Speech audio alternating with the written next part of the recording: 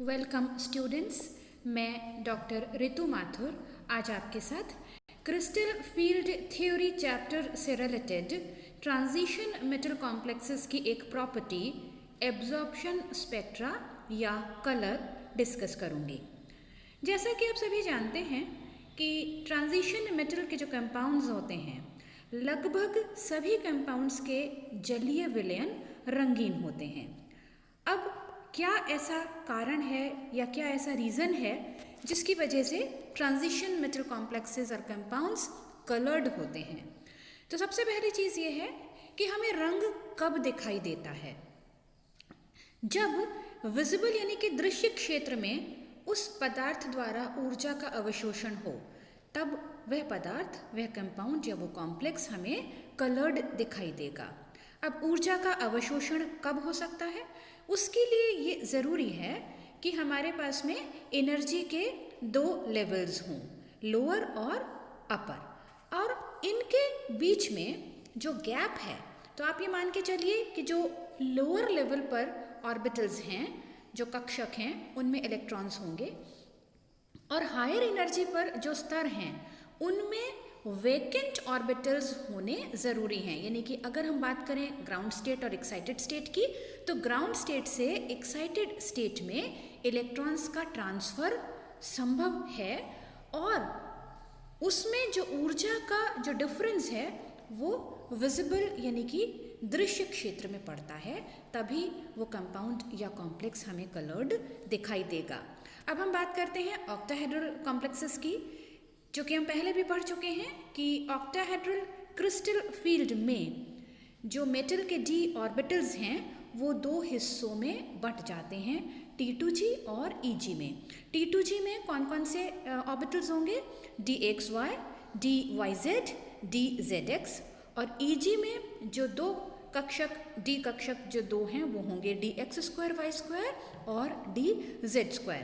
अब आप यहाँ देख रहे हैं कि T2G जो है वो लोअर एनर्जी पर है और EG हायर एनर्जी पर है, और इनके बीच में जो एनर्जी डिफरेंस है उसको हम डेल्टा से रिप्रेजेंट करते आए हैं, क्रिस्टल फील्ड स्प्लिटिंग एनर्जी जिसे हमने कहा, और यहाँ पर हम इस एनर्जी डिफरेंस को शो कर रहे हैं कैपिटल E से।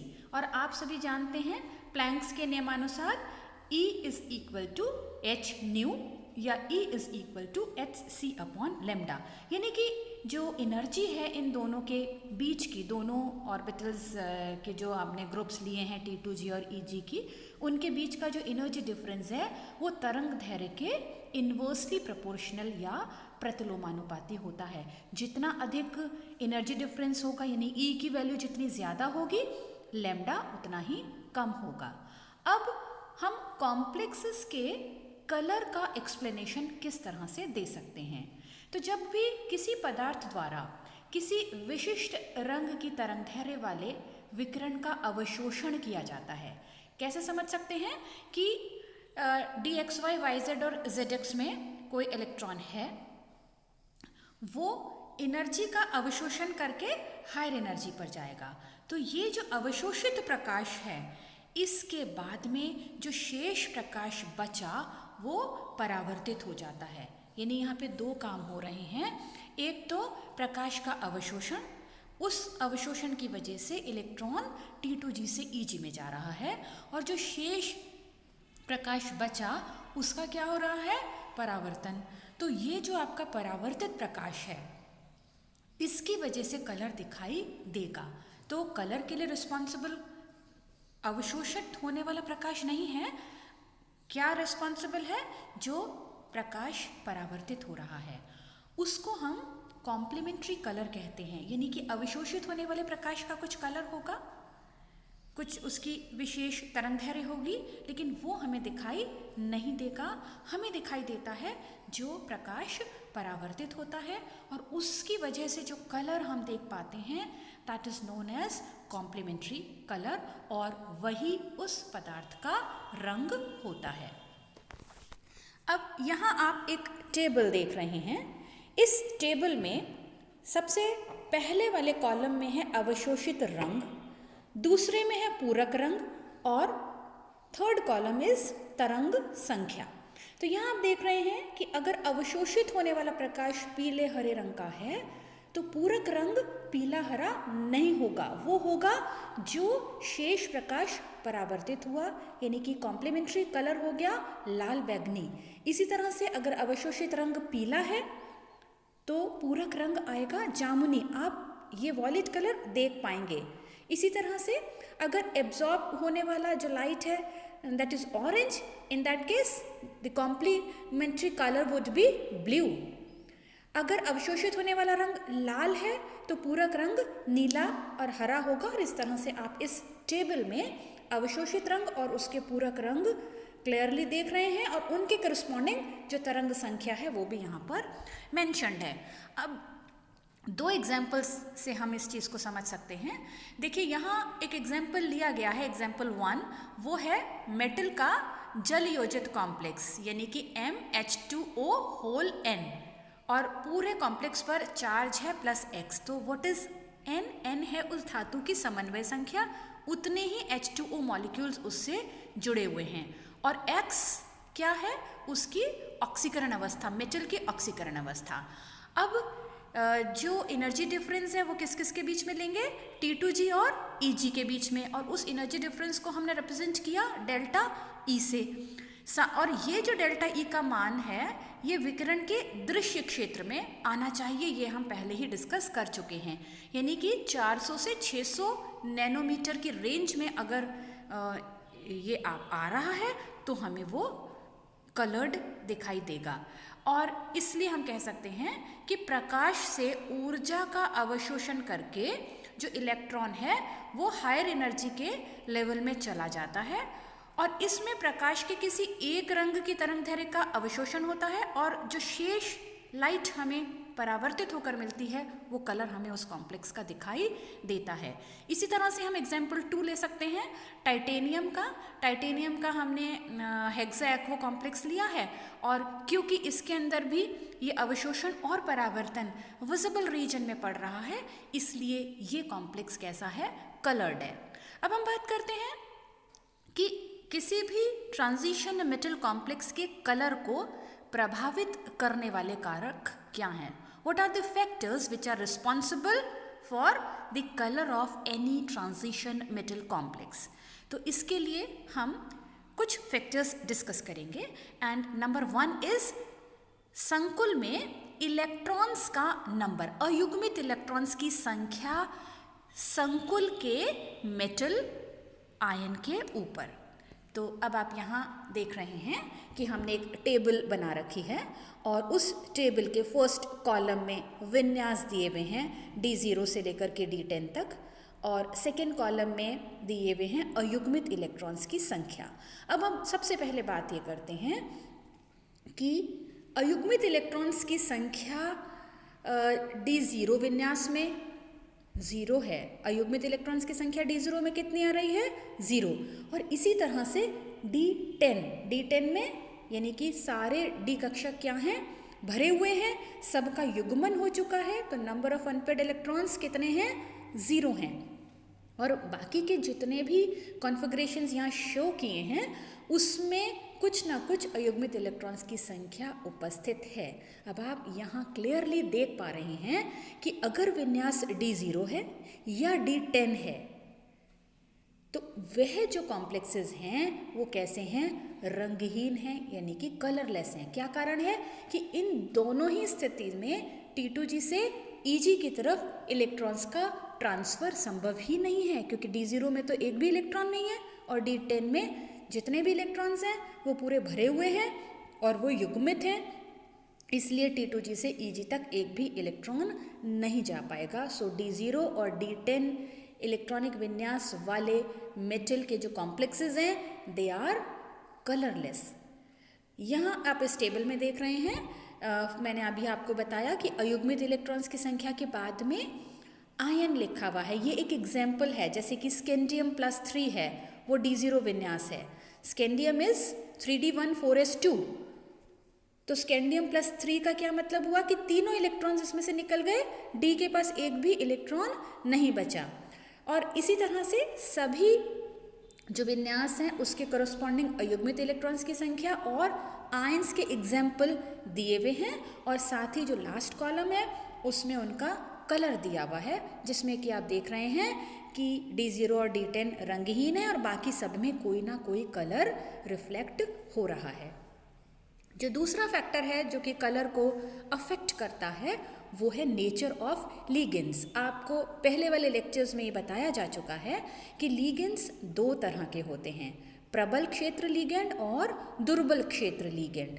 तो अब आप यहाँ समझ सकते हैं कि जो प्रबल क्षेत्र लीगेंड है वो ज़्यादा स्प्लिटिंग करेगा, यानी कि अगर हम ऑक्टाहेड्रल कॉम्प्लेक्स की बात करें तो T2G और EG के बीच का जो एनर्जी डिफरेंस है वो कैसा आएगा, ज़्यादा आएगा अगर हमारा जो लीगेंड है वो प्रबल क्षेत्र लीगेंड है। और अगर एनर्जी डिफरेंस ज़्यादा आएगा तो लैम्डा कम होगा, क्योंकि energy is inversely proportional to lambda यानी कि तरंग दैर्घ्य।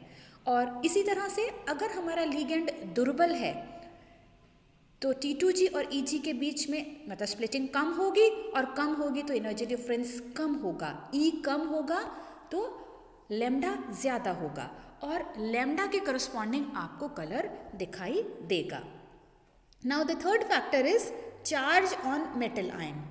अब अगर हम किन्हीं दो ऐसे कॉम्प्लेक्सेस की बात करते हैं जिसमें लीगेंड्स तो एक से हैं लेकिन मेटल पे चार्ज अलग अलग है, तो हम ये मान सकते हैं कि अगर किसी मेटल पे ज़्यादा चार्ज है तो उसका लीगेंड से इंटरेक्शन अधिक होगा, और अधिक होने की वजह से जो स्प्लिटिंग है वो ज़्यादा होगी।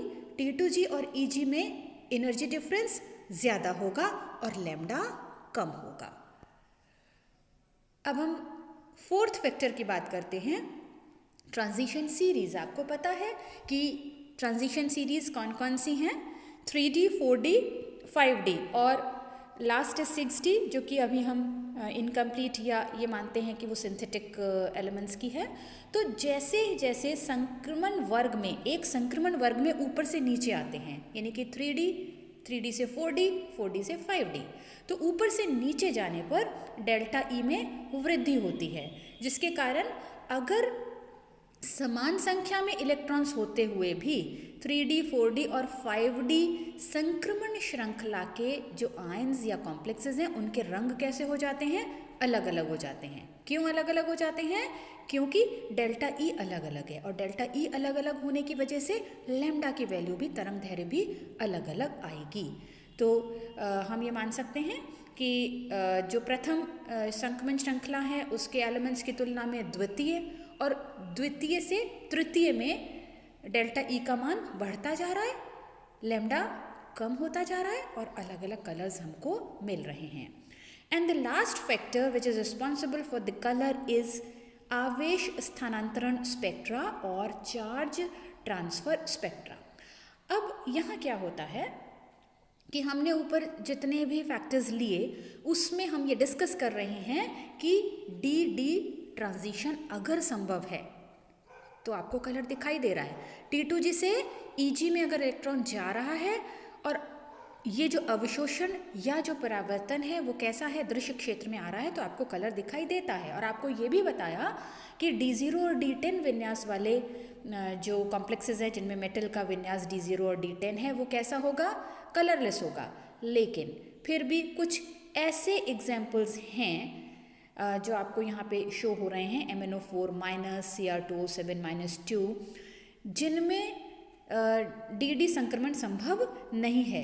ये D0 विन्यास हो सकता है, D10 विन्यास हो सकता है, इवन देन ये कलर्ड हैं, यानी कि D0 और D10 विन्यास होने के बावजूद भी ये कलर शो कर रहे हैं, जबकि हम पहले आपको बता चुके हैं कि इन विन्यास वाले जो कॉम्प्लेक्सेस हैं वो कैसे होने चाहिए, कलरलेस होने चाहिए। अब इसका क्या रीज़न है?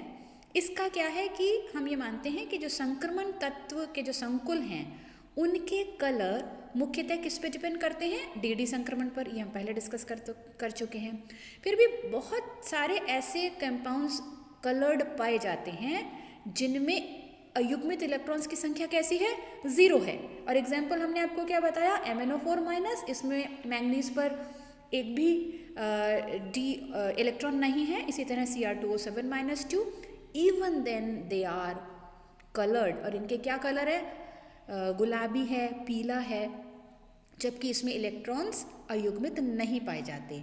तो अब इनका रंग किस वजह से होता है, इलेक्ट्रॉन्स के एक मॉलिक्यूलर ऑर्बिटल से दूसरे मॉलिक्यूलर ऑर्बिटल में ट्रांसफ़र के कारण। मतलब अब इसमें जो इलेक्ट्रॉन का ट्रांसफ़र T2G से EG तक तो संभव ही नहीं है, लेकिन एक मॉलिक्यूलर ऑर्बिटल से दूसरे में, और अगर ये ट्रांसफ़र होता है तो इसकी वजह से ये कलर शो करता है। अब एक मॉलिक्यूलर ऑर्बिटल से दूसरे मॉलिक्यूलर ऑर्बिटल में क्या मतलब है कि सपोज कोई कॉम्प्लेक्स है जिसमें कि मेटल है और लिगेंड्स हैं, तो इलेक्ट्रॉन कहाँ से, मेटल से लिगेंड में ट्रांसफ़र हो गया। जो हमने पहले बात की वो क्या हो रही थी, सारा ट्रांसफ़र मेटल से मेटल, मतलब एक ही मेटल में हो रहा था T2G से EG में। लेकिन अब हम क्या बात कर रहे हैं कि इलेक्ट्रॉनिक विन्यास के हिसाब से तो एक भी डी इलेक्ट्रॉन उसके पास नहीं है, तो इसलिए T2G से EG ट्रांसफ़र नहीं हो सकता। लेकिन मेटल से लिगेंड में या लिगेंड से मेटल में इलेक्ट्रॉन का ट्रांसफ़र संभव है, और इस ट्रांसफ़र की वजह से आपको जो कॉम्प्लेक्स है वो कैसा दिखाई देता है, कलर्ड दिखाई देता है। And this is known as metal to ligand charge transfer और ligand to metal charge transfer. तो इस तरह से हम ट्रांजिशन मेटल कॉम्प्लेक्सेस का कलर समझ सकते हैं, जबकि मेटल जो है वो लिगेंड के क्रिस्टल फील्ड के इन्फ्लुएंस के अंदर आ जाता है। Thank you.